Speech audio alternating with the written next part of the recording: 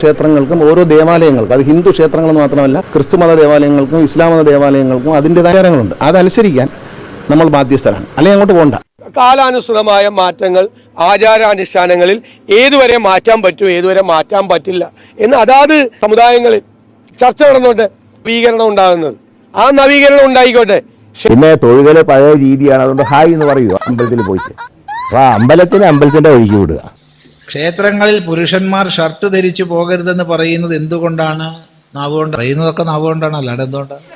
ക്ഷേത്രാചാരം പാലിക്കണം. ഭക്തന്മാർക്ക് ആർക്ക് പോകണം തോന്നോ പോവാം, പക്ഷെ കൈകാല് കഴുകിയിട്ട് പോകണം എന്നാണ്. ആ ബോർഡ് ഷർട്ട് ധരിച്ചു പോകരുതെന്ന് പറയുന്നൊന്നും ചോദിച്ചാൽ അറിയില്ല.